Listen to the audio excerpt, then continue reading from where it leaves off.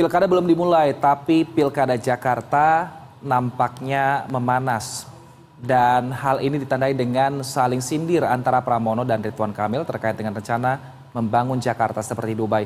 Kita akan membahas hal ini dengan Kang Yayat Supriyatna, pengamat tata kota Universitas Trisakti, Aris Setiawan, jubir tim pemenangan Pramono Rano, dan juru bicara tim pemenangan Ridwan Kamil, Suswono Bernardus Jono Putro. Selamat sore Bapak-Bapak.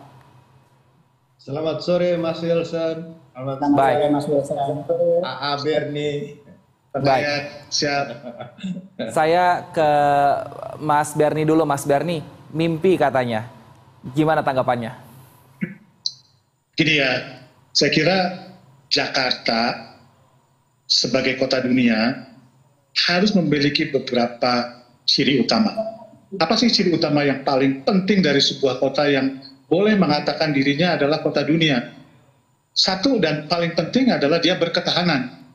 Berketahanan artinya apa? Sebagai sebuah kota, Jakarta harus mampu menjaga dirinya terhadap ancaman atas bahaya yang mengancam, terutama berkaitan dengan climate change. Yang kedua, kota dunia adalah kota yang layak huni. Kita harus bisa menjadikan kota Jakarta dengan 11 juta penduduk dan 31 juta penduduk Greater Jakarta Area atau yang kita sebut Jabodetabek itu mempunyai tingkat kelayak hunian yang sepadan dengan kota-kota yang menjadi referensi sebagai kota layak huni di dunia. Jadi dua hal itu adalah sebuah prasyarat menjadi kota dunia.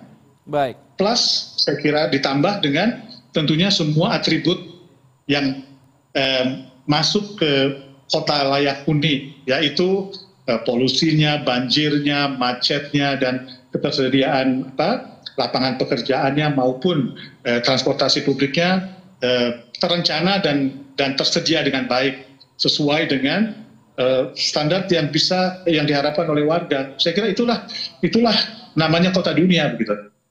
Baik, Mas Aris, mengapa Pak Pram sepertinya agak pesimis? Karena sebenarnya untuk menjadikan Jakarta sebagai Global City Index ini juga masuk dalam program pemerintah tahun ini yang diharapkan tahun 2045 Jakarta bisa menjadi kota dunia, utamanya di urutan top 20 seperti itu Pak Aris.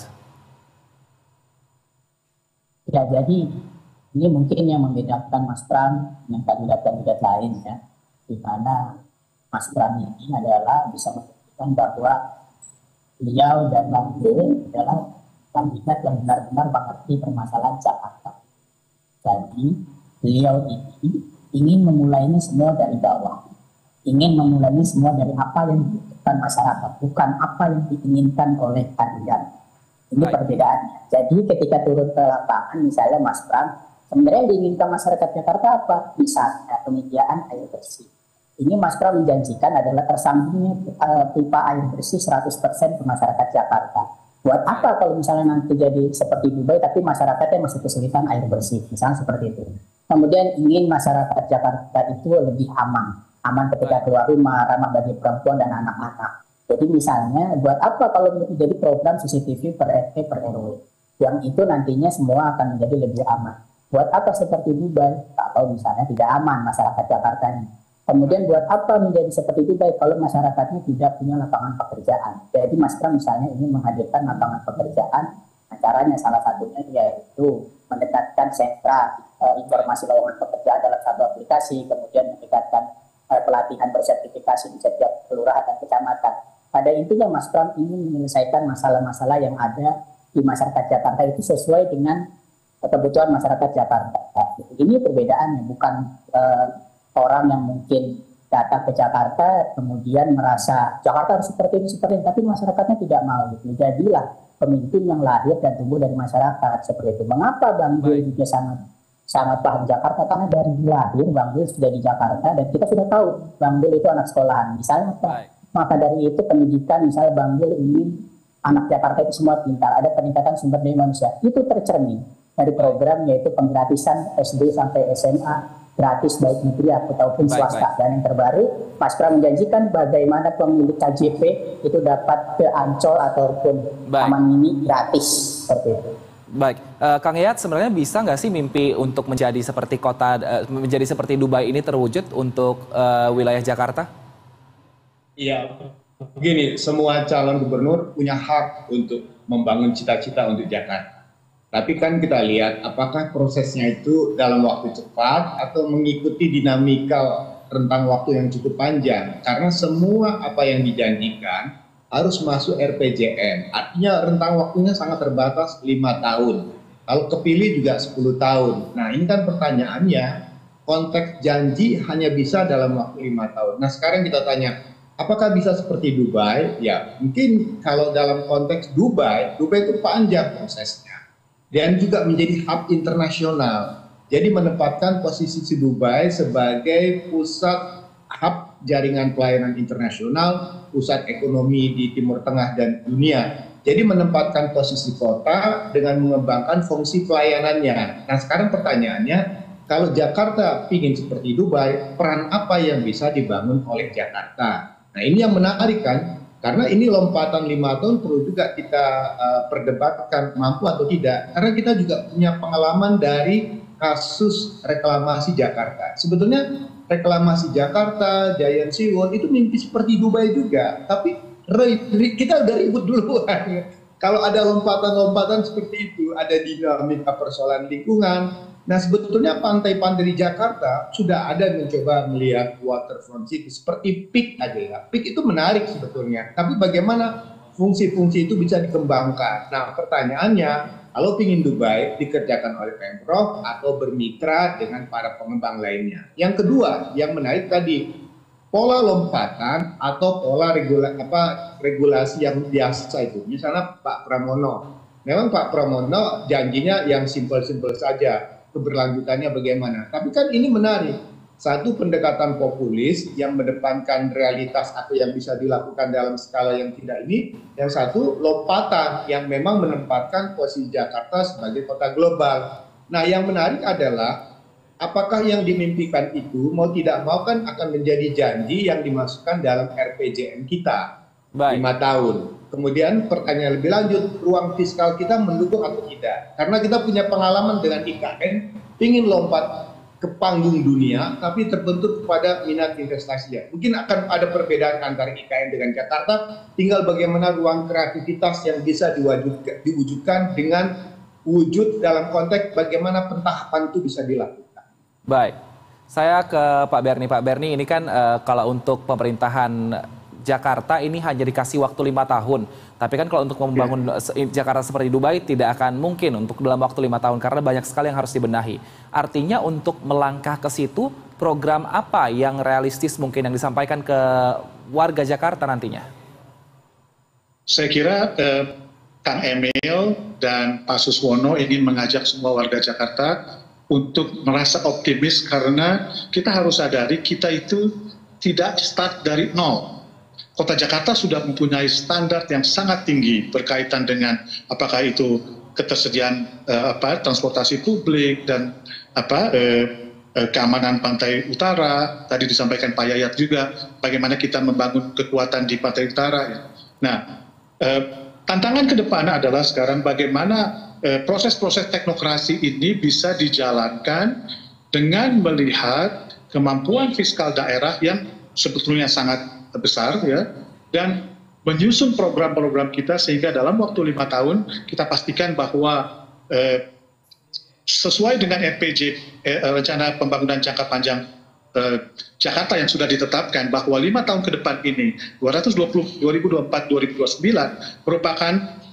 merupakan fase fondasi di mana kita menaruh semua fondasi sebagai kota dunia. Nah, ini perlu dicermati.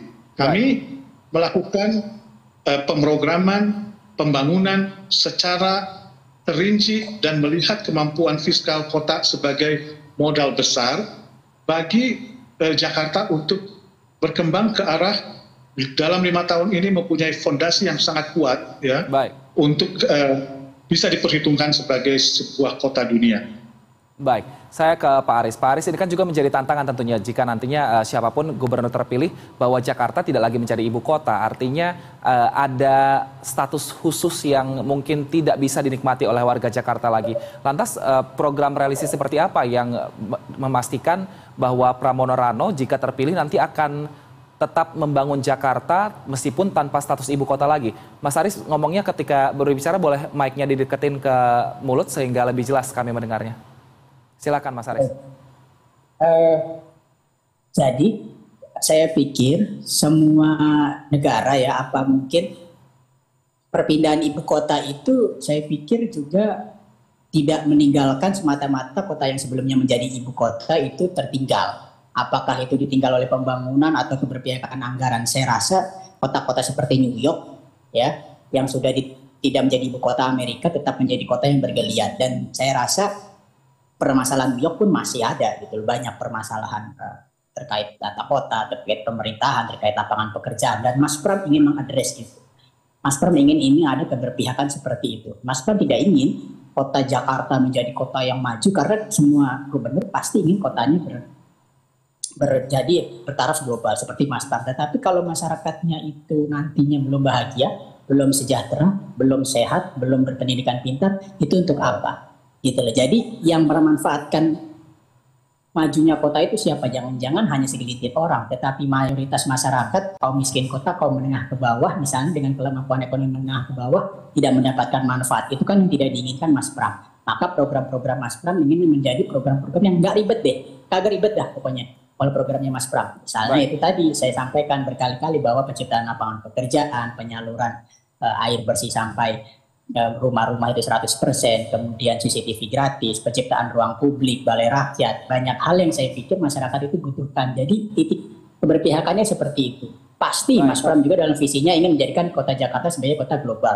Tetapi saya rasa Mas Pram juga ingin masyarakat Jakarta sebagai mayoritasnya ini yang mendapatkan manfaat. Salah satunya yaitu mendapatkan pendidikan gratis dari SD sampai SMA, dari baik itu swasta maupun negeri. Kemudian juga siapapun pemilik KJP akan mendapatkan hiburan gratis ke Ancol Apung Taman Mini, pemilik kartu Jakarta Pintar, sehingga masyarakat Jakarta terlepas dari mental atau permasalahan mental health dan sebagainya, karena ada rekreasi di sana. Nah, ini keberpihakan Mas Pram. Jadi saya rasa program-program yang masuk akal, bukan program-program yang muluk-muluk yang seolah-olah itu tidak mungkin dicapai, karena mungkin kandidat yang sama di provinsi sebelumnya menjanjikan hal-hal yang luar biasa juga, tetapi pada praktiknya selama 5 tahun menjabat juga itu tidak dijalankan sama sekali, seperti kereta gantung di puncak atau seperti apa. Itu kan banyak hal yang bisa kita track langsung di Google, tapi ya tidak pernah tercapai seperti. Jadi saya pikir yang penting keberpihakan kepada masyarakat. Itu aja, Mas.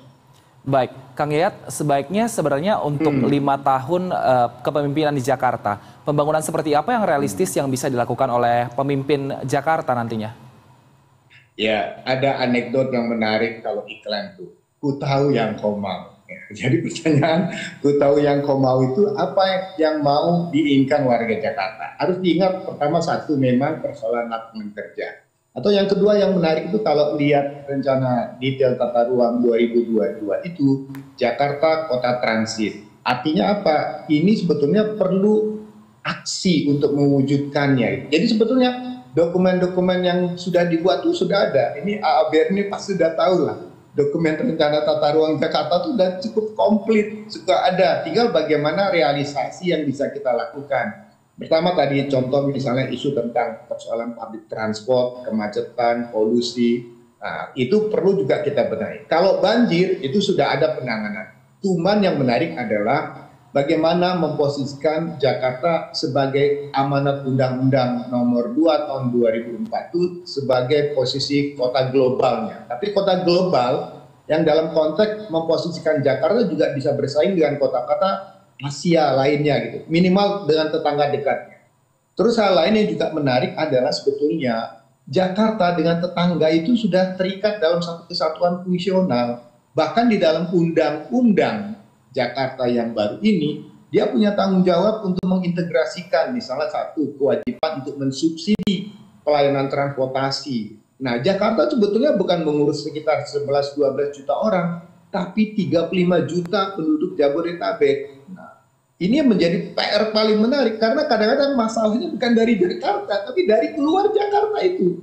Nah, kita melihat bahwa Jakarta punya power besar dalam hal ini. Pertama satu, ada potensi untuk mengembangkan kekuatan dari pasar yang ada. Tapi juga yang paling menarik ya tadi adalah gini, ada fenomena ekonomi Jakarta makin lama, faktor manufacture-nya makin lama makin turun. Ini persoalan besar loh, karena tantangan Jakarta itu kekuatan kota global selain manufacture, kemudian perdagangan internasional. Nah, manufacture ini kan sebetulnya sumber daya manusia Jakarta perlu dioptimalkan. Misalnya contoh, bagaimana nanti Jakarta ke depan bisa mengurangi besarnya dana bantuan sosial yang angkanya sampai 17 triliun. Bayangkan, Betul. bagaimana dari besarnya sekitar 80 triliun itu, 17 itu banyak habis untuk BPJS, Kartu Jakarta Pintar, pelayanan hampir 17 triliun. Artinya apa? Kekuatan kita itu terbebani oleh besarnya bantuan-bantuan ini. Nah, sekarang yang kita pikirkan juga yang menjadi pertimbangan selain memperbaiki infrastruktur, bagaimana kita memperbaiki kekuatan sumber daya manusia di Jakarta. Baik. Jangan sampai Jakarta membangun tapi beban urbanisasi dari luar itu demikian besar, di mana sebagian besar pendatang itu kemampuan pendidikannya sangat terbatas. Ini perlu ada upaya-upaya bagaimana membuat Jakarta lebih menarik dalam konteks kekuatan di dalam maupun kekuatan di pasar dunia. Baik, kita harapkan semoga siapapun nanti akan terpilih bisa membuat Jakarta lebih baik dan juga tadi bisa mencapai target-target Jakarta yang diharapkan tahun 2045 bisa masuk dalam top 20 dalam kota global dunia. Terima kasih atas waktu dan juga informasinya Kang Yayat Supriyatna, pengamat tata kota Universitas Trisakti, Aris Setiawan, juru bicara tim pemenangan Pramono Rano dan juga juru bicara tim pemenangan Ridwan Kamil Suswono, Bernardus Jono Putro telah bergabung bersama